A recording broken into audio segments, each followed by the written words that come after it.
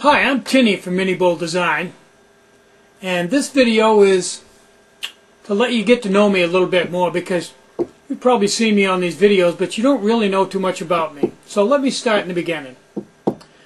I'm 57 years old, and I live in Corinna, Maine.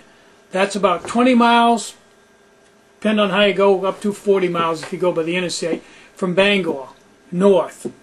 I'm between Bangor and Dexter in Maine, central Maine.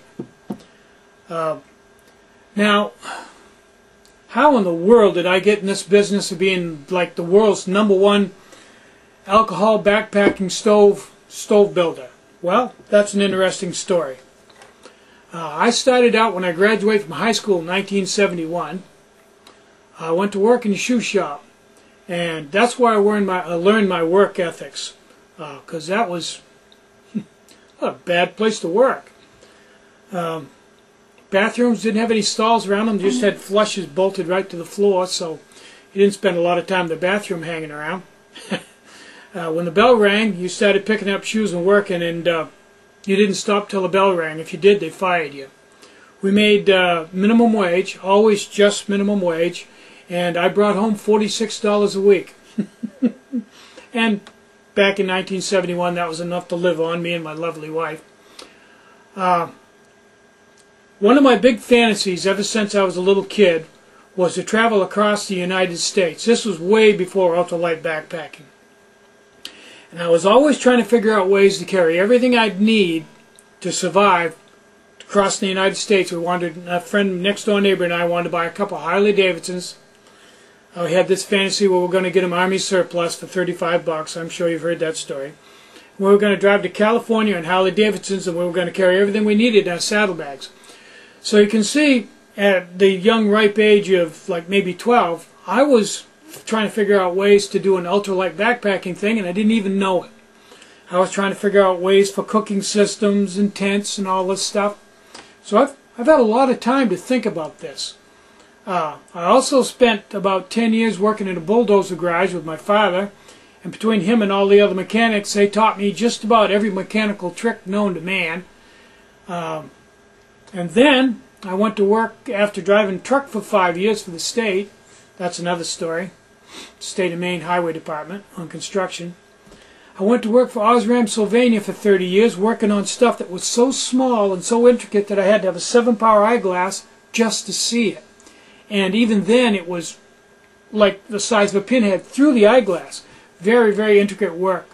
And all kinds of mechanical things with gears and springs and cams and pulleys and timing charts and wire and all kinds of stuff. So I got a 30-year education there on assembly line construction and work ethics, poor management, and a lot of other things. So between the ultralight backpacking motorcycle thing and the bulldozer garage and the shoe shop and Osram, Sylvania, and retired at 54 and had access to a lot of machine shop tools. I also was very interested in machining, lathes and mills and all that. And luckily Osram, Sylvania made all their own parts right in-house, or most of them. So there was a big machine shop out back with a lot of fairly friendly machinists. And because I was fairly good at fixing my machines, I had a huge amount of time to wander around. So I used to spend a lot of time out in the machine shop with people like Mike Cahill, learning about machining and watching stuff. So when I started my own machine shop here to build alcohol stoves, I had a lot of background, a lot of experience, and a lot of resources to fall back on. So between all those things, you put all those together, and a guy that's a fairly inventive, resourceful guy to begin with, it's just automatically the makings for a major stove builder. And I may be wrong, and if I am, surely comment and correct me. But I think right now I'm probably the #1 stove builder, maybe in the world. I have never known anybody else to build as many stoves or as many designs or sell the volume that I sell. I don't know anybody else, any other stove builder that has a forum with his daily events on them, or 182 movies on YouTube about stoves and operation and building. I basically bring everything I possibly can about my home life and my business life to people through YouTube in the format usually of movies. So basically, my shop name is Tinny, T-I-N-N-Y, Tinny from Mini Bull Design Cult. That's another story too. The reason they call me Tinny is the Australians used to say, I used to call myself Tin Man, but that made people confuse me with Anti-Gravity Gear's Tin Man. So he asked me if I changed my name, and the guys in Australia were saying, hey, you know Tinny, the guy who makes the alky stoves out of the alley cans, what they call aluminum cans, alley cans.